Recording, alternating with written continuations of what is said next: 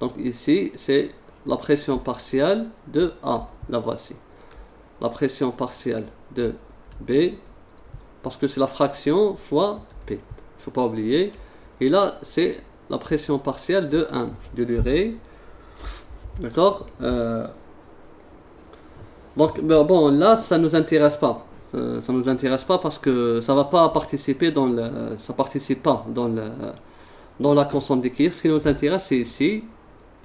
Donc là, c'est pas important. Enfin là, j'ai Xi sur 0,75 moins Xi fois P. Donc là, puisque c'est condensé, d'accord, ça n'a aucune influence. Quand c'est condensé, la pression n'a pas d'influence. Donc là, c'est la pression partielle de H2O, gazeux, la voici. Et je remplace dans le cas. Donc le cas est égal à, je vais réécrire, la pression partielle de 1 ici, c'est Xi sur 0,75 moins Xi fois la pression totale sur 0,5, en principe c'est ça, plutôt 0,25. C'est 0,25 moins Xi sur 0,75 moins Xi. Donc je vais parenthèse pour mieux voir, fois pour l'ammoniac. Bon là, il faut pas oublier fois P, fois la pression totale. L'ammoniac c'est 0,5 moins 2 Xi. C'est 0,5 moins 2 Xi sur 0,75 moins Xi fois P. Le tout au carré.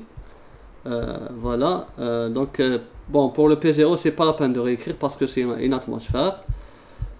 Et je vais remplacer, bon, je vais simplifier. P avec P, ça s'enlève. 0,75 moins Xi avec 0,75 moins Xi. Je vais réécrire là. Donc, j'ai Xi sur 0,25 moins Xi. Comme ça. Fois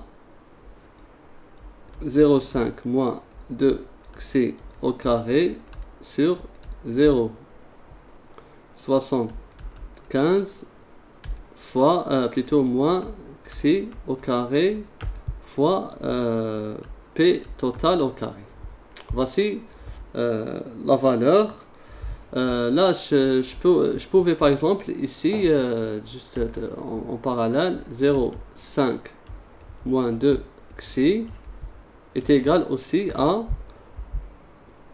je peux écrire, bon, c'est pas la peine, je peux écrire ça ou, bon, je peux enlever le 2 comme facteur, ça va être,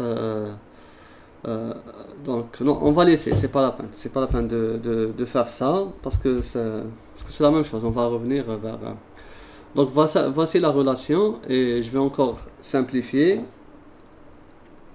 Donc, j'aurai ça. Donc, Xi fois 0,75 moins Xi au carré, d'accord, sur 0,25 moins Xi, d'accord, fois 0,5 moins Xi au carré fois 1 sur P total au carré. Voilà. Donc ici, on a toutes les valeurs. On a l'avancement de la réaction. On a déterminé, c'est 0,023. Qu'est-ce qui manque? La pression totale. Donc là, pour comprendre, on a un cylindre. On a formé une substance condensée. C'est l'urée. Là, voici l'urée. Ensuite, on a un mélange gazeux. Le gaz qui occupe tout le volume. Ce mélange gazeux, on a l'ammoniac, le CO2 et H2O. Donc on a 3 types de gaz qui sont complètement miscibles entre eux. C'est ça les gaz. Les gaz sont miscibles. Tous les gaz forment une seule phase. Donc on a ces 3 gaz.